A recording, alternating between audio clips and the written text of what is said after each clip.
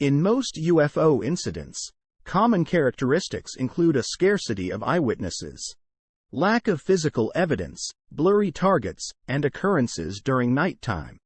For instance, in the well-known Phoenix Lights incident in the United States, despite thousands of people witnessing the UFOs simultaneously, the events took place at night, making it challenging to ascertain what exactly they saw.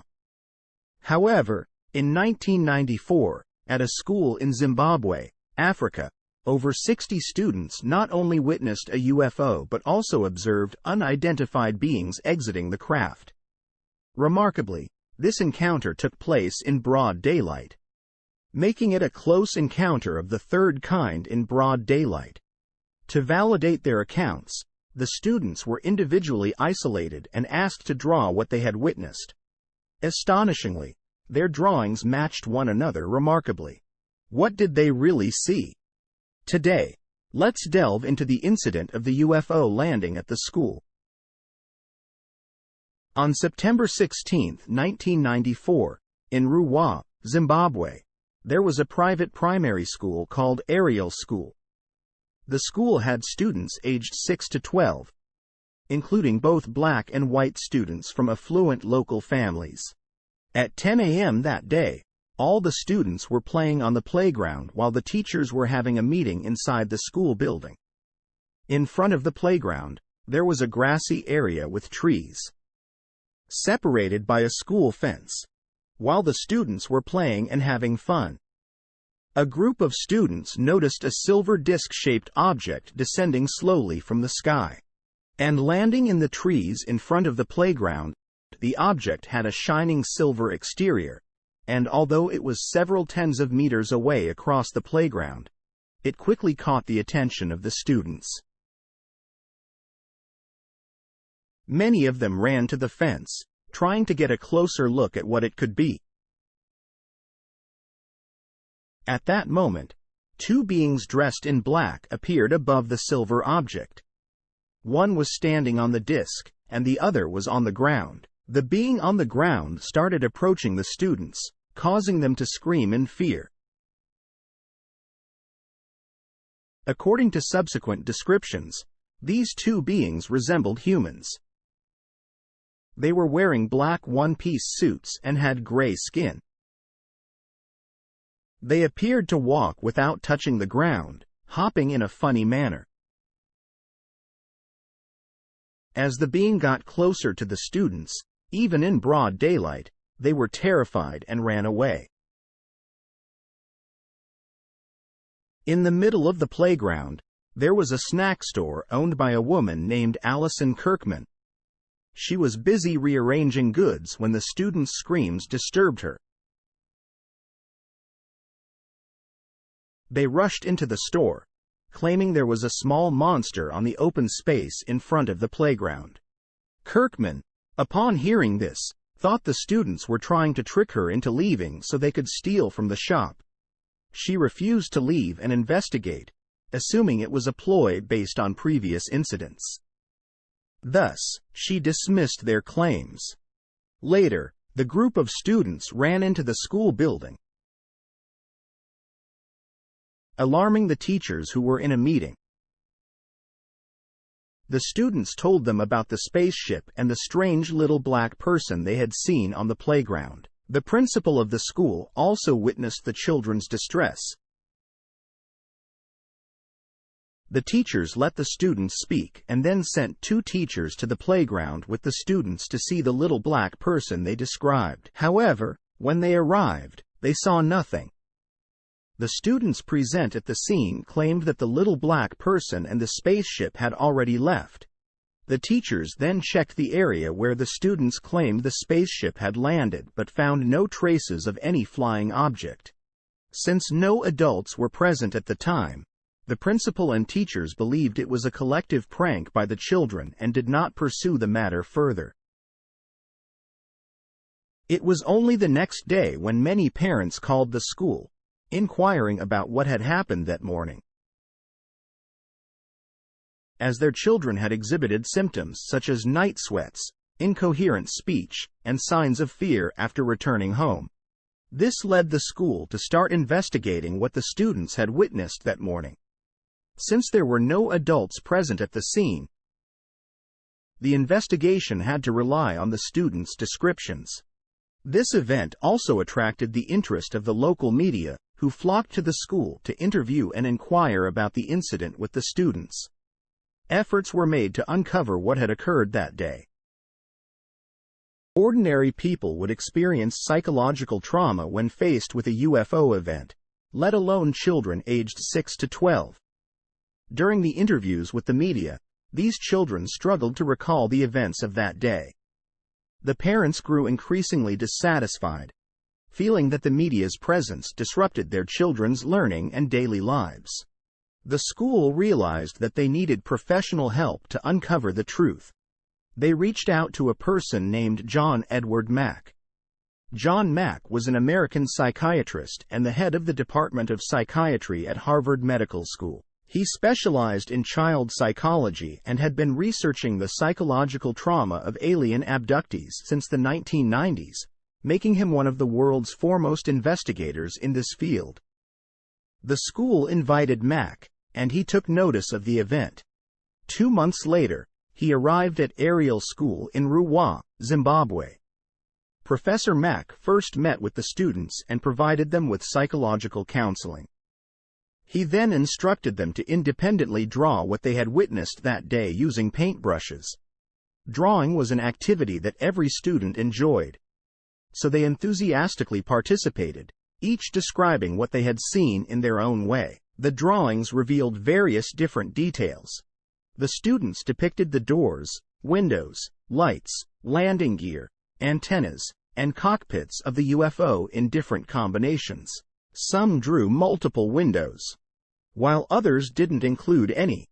Some drew round windows, while others drew square ones. Some even included landing gear, while others did not. The colors of the UFO also varied, with numerous differences in fine details. In other words, the students couldn't reach a consensus on the appearance of the UFO.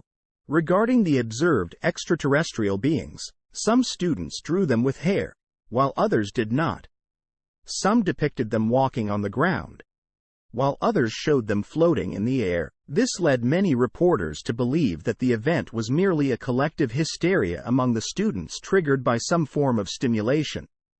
Such symptoms often occurred in public places like schools and churches, usually starting with one person experiencing an episode of fear, tension, and anxiety, which then spread to the rest of the group. In reality, they hadn't seen anything, and it was just one affected child telling others, resulting in a shared description. Perhaps all they saw was a burst of bright light and 2 small black animals in sunlight. However, Professor Mack disagreed with this theory. He believed that the inconsistent details in the students' drawings of the UFO and the extraterrestrial beings were normal.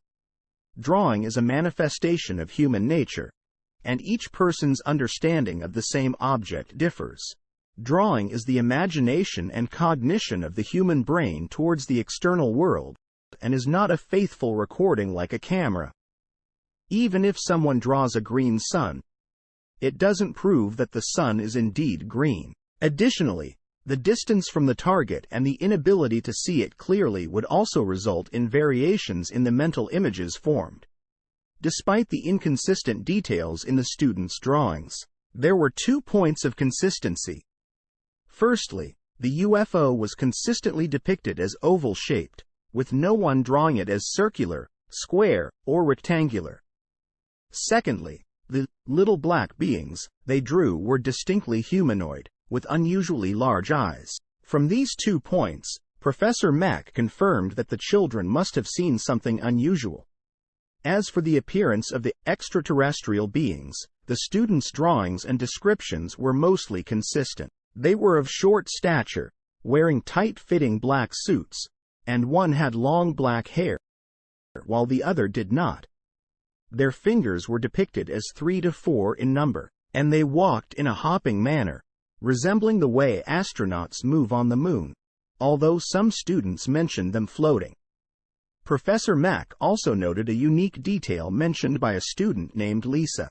Lisa said that when she saw one of the little black beings, its eyes stared directly at her.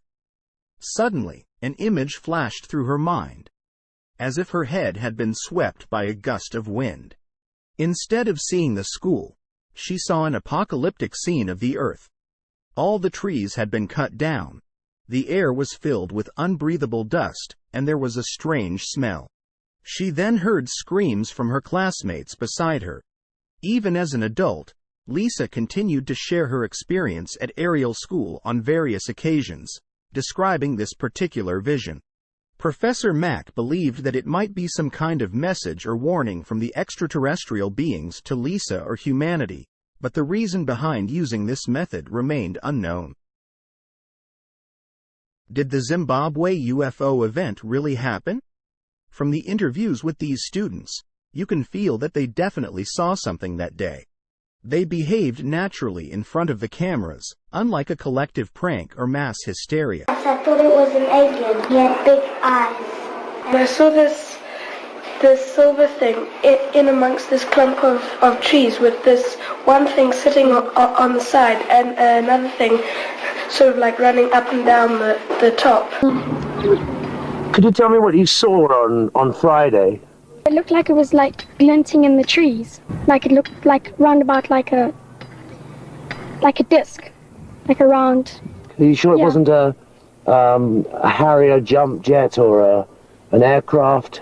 No. Something that the Zimbabwe Air Force It was like in a disc. I saw something silver on the ground amongst the trees and a person in black. They had big black eyes. That's all I saw. I saw a glimpse. They kind of turned around and stared and then went back into a kind of like ship. And what does he look like? His face was like this and his eyes were down here.